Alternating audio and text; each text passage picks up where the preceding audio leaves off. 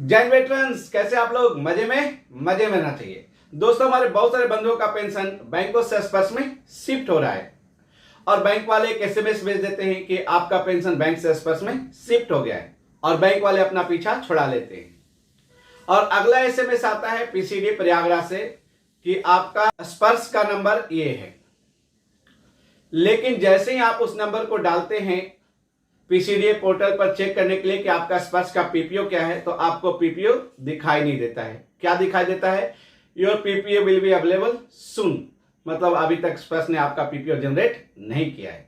अगर किसी बंधु का स्पर्श में पीपीओ जनरेट भी हो गया है, जब वो लॉगिन करते हैं तो अपना आधार कार्ड का कॉन्सेंट पूछता है। जैसे ही आप अपना आधार कार्ड डालते हैं तो आता है आपका यानी आधार डेमोग्राफी फेल करके। अब वो क्या करेंगे? इससे आगे स्क्रीन में जा नहीं सकते, और जा नहीं सकते तो भाई पेंशनर डेटा वेरीफाई कर नहीं सकते। अगर उनका पैन कार्ड उसमें नहीं है तो अपडेट नहीं कर सकते, और जब पैन कार्ड अपडेट नहीं कर सकते तो पीसीडीए वाला 20% के रेट से टैक्स काटना चालू करेगा। बात यहां पर खत्म नहीं दोस्तों, यहां से चालू होती है। याद है कि जनधन खाता योजना खोलने के समय भारत के प्राइवेट बैंक और सरकारी बैंक का रेशियो क्या था? भारत के सरकारी बैंक ने 48 करोड़ जनधन खाता खोला और प्राइवेट बैंक ने सिर्फ 1 करोड़ यानी 3% प्राइवेट बैंकों ने जनधन खाता खोला। ये क्यों बता रहा हूं?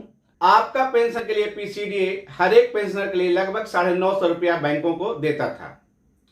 अब 950 रुपया पीसीडीए को लगा, रहे बाप रे बाप, 950 रुपया पर पेंशनर, इतने पेंशनर है, इतना करोड़ों रुपया हो गया। ये तो आपने बड़ा आसानी से कैलकुलेट कर लिया, बैंकों से शिफ्ट कर लो स्पर्श में। ओके, कोई बात नहीं, डिजिटल इंडिया है, कोई बात नहीं, आप चाहिए शिफ्ट कर लीजिए। लेकिन एक पेंशनर का 950 रुपया पाने के लिए बैंक को क्या क्या करना पड़ता था मालूम है? मतलब हजारों की संख्या में उसको स्टाफ की जरूरत पड़ती थी। आपका रिकॉर्ड मेंटेनेंस, आपका पेंशन कैलकुलेशन, फैमिली पेंशन का कैलकुलेशन, फैमिली पेंशन डेथ हो गया था, ब्रांच विजिट करते हैं उसके लिए प्रोसेस करना, ब्रांच में अगर पेंशनर को कोई तकलीफ है तो उसको हैंडल करना, और इंफ्रास्ट्रक्चर तैयार करने में हजारों करोड़ रुपया लगता था।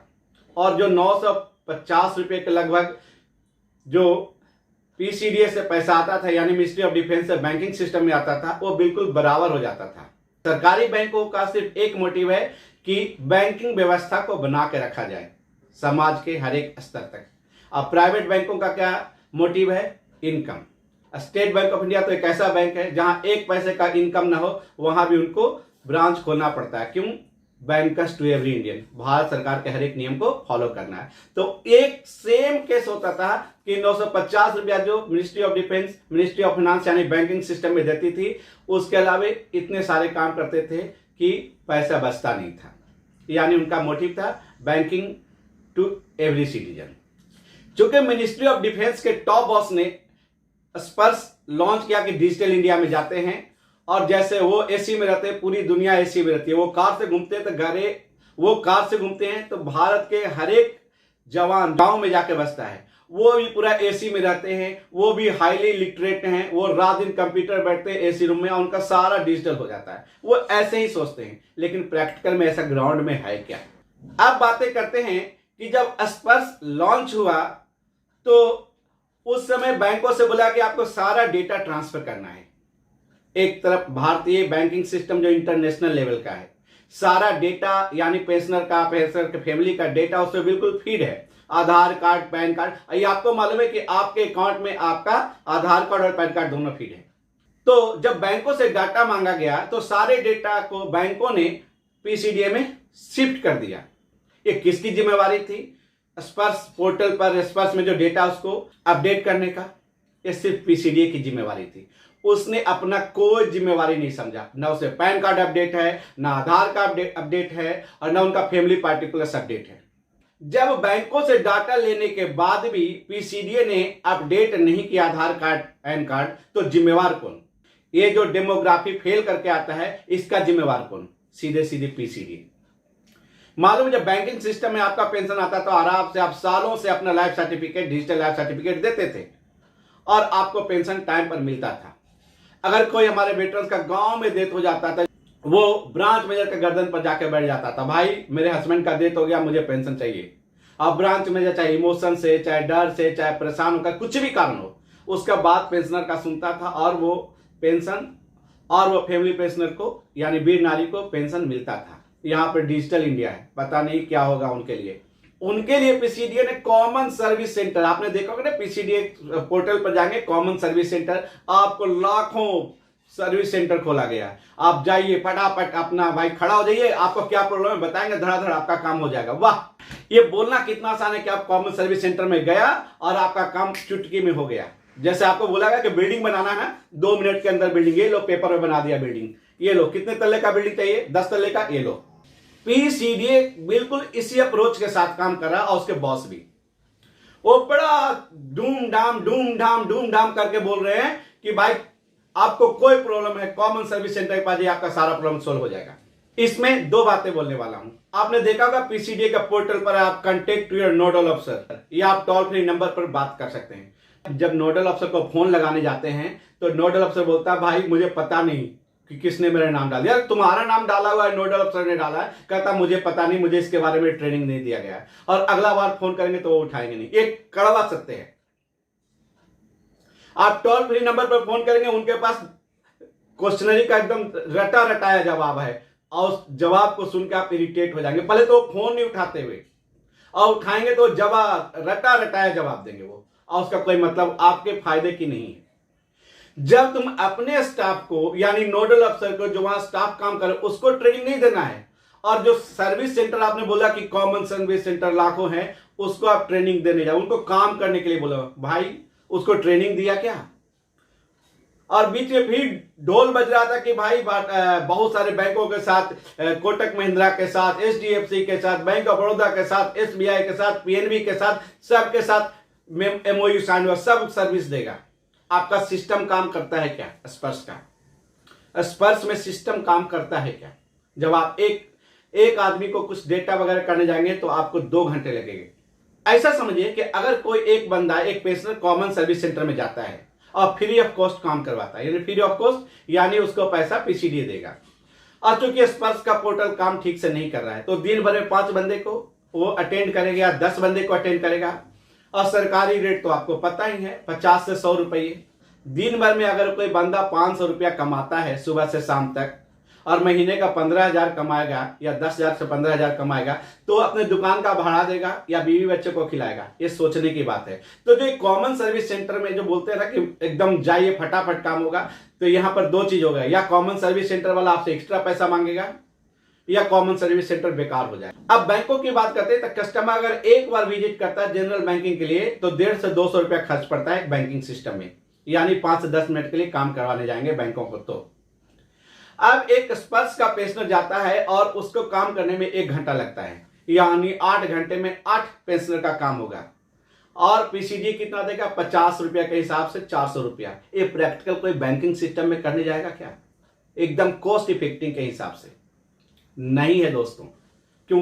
बैंकिंग का काम समाज सेवा के साथ इनकम करके भी देना है, तभी उसके बॉस उसको खुश रहेंगे, कहेंगे तूने कितना काम किया, कितना इनकम है, कितना लोन दिया, कितना खाता खोला? सर खाता होता नहीं खोला, खाली स्पर्श पेंशनर का काम। यही नहीं, जब यही बैंक के स्टाफ जाते हैं कि भाई मेरा सैलरी बढ़ाओ, तो गवर्नमेंट ऑफ इंडिया क्या बोलती है? भाई तुमने कमा के क्या दिया है, कितना लॉस में चल रहे हो, काम तो सरकारी वाला काम करवा रहे हो फ्री वाला में।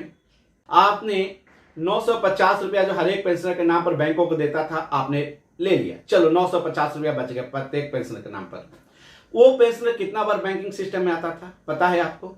वो पेंशनर कम से कम साल भर में 10 बार आता था, यानी कि 950 रुपये का बिल्कुल बराबर सर्विस देता था बैंक। अब आप अपने पेंशनर को यानी डिफेंस पेंशनर को बोलते हैं जाके बैंक में लाइफ सर्टिफिकेट दीजिए, आप सीसी कॉमन सर्विस सेंटर में जाइए और पीसीडीए वाला पैसा देगा। तो कान ऐसे पकड़े या सीधे ऐसे पकड़े, पैसा तो पीसीडीए का गया, परेशान कौन हुआ? परेशान हुआ पेंशनर। अब मेन बातें करते हैं जिसके बारे में आज वीडियो में बता रहा हूं कि जब डेमोग्राफी फेल हो गया, जैसे पिछले वीडियो में मैंने बताया था, तो आप न डिजिटल लाइफ सर्टिफिकेट दे सकते थे और न मैनुअल लाइफ सर्टिफिकेट दे सकते थे। तो पीसीडीए ने एक मीटिंग किया है बैंकों के साथ और एक लेटर इशू किया है 13 अक्टूबर को। उस 13 अक्टूबर के लेटर में क्या लिखा हुआ मैं आपको पढ़ के सुनाता हूं। मैक्सिमम पेंशनर का पेंशन बैंकों से स्पर्श में शिफ्ट हो गया है और आधार भी ले लिया गया है बैंक से। बिल्कुल, ये बिल्कुल लिखा हुआ है कि Aadhaar has also been taken from the banks in this regard, यानी बैंक से आधार ले लिया गया है स्पर्श में। सोचिए, पीसीडीए ने बैंकों से आधार लिया, लेकिन उस आधार को सिस्टम में फीड नहीं किया, उस पैन कार्ड को सिस्टम में फीड नहीं किया। ये सीधे सीधी गलती किसकी है? सीधे सीधे स्पर्श की गलती है, यानी पीसीडीए के स्टाफ की गलती है, पीसीडीए डिपार्टमेंट की गलती है, बैंक की कोई गलती नहीं है। जब तुम आधार लिया बैंक से तो आधार सिस्टम में डाला क्यों नहीं, फीड क्यों नहीं किया? और देखा जाए तो सभी लोग क्या करते हैं, आज पटना में है तो कल बॉम्बे में है, परसों दिल्ली में है, तो आधार कार्ड का एड्रेस चेंज करवाते रहते हैं। लेकिन आपने स्पष्ट में बिल्कुल ठोक दिया कि आपका यही एड्रेस होना चाहिए। अगर आपने दूसरा एड्रेस डाला तो डेमोग्राफी फेल हो जाएगा। ये क्या मजाक बना के रखा है। दूसरा पारा में लिखा है कि it has been decided by the competent authority the bank में capture life certificate of the pensioner. एक कंपिटेंट अथॉरिटी कौन भाई? आपके घर का मालिक आपका बाप, मेरे घर का मालिक मेरा बाप।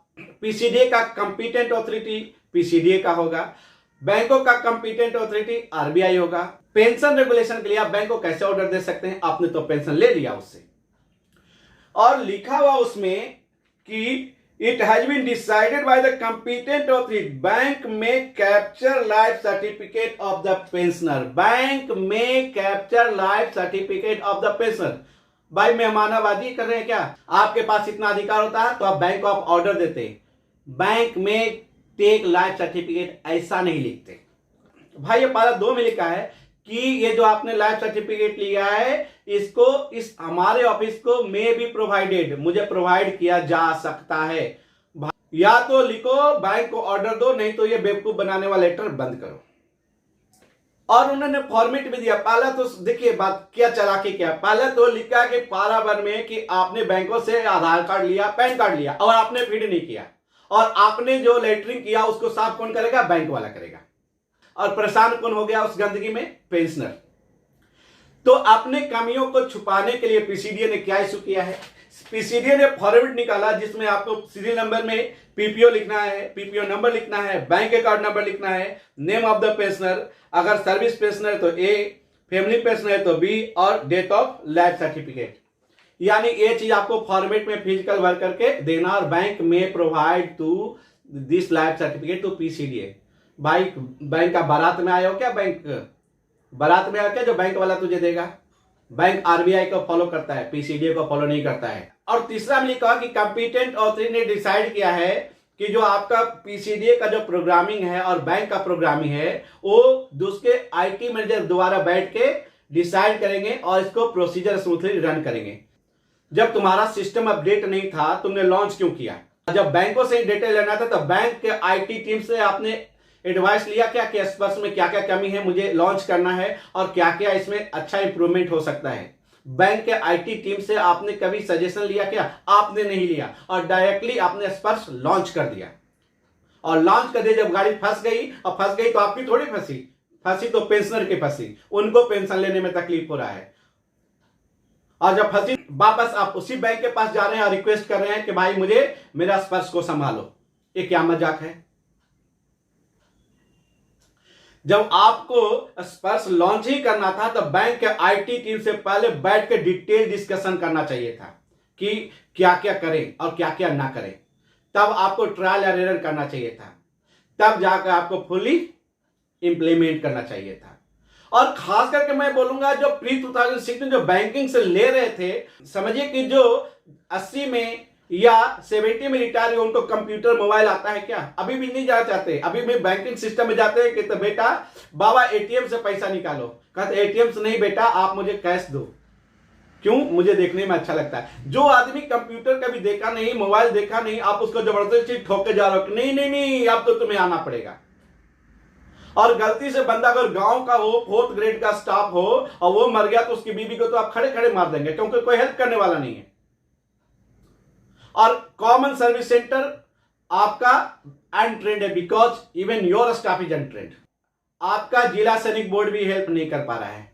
तो मैं सीधे सीधे बोला हूं कि अभी राइट टाइम है कि ये लेटर जो है इसके हिसाब से आप आईटी टीम के साथ बैठिए और काम कीजिए और प्लीज पेंशनर को जितना जल्दी रिलीफ देने का कोशिश कीजिए। ये हवाबाजी में बात मत कीजिए। जय हिंद।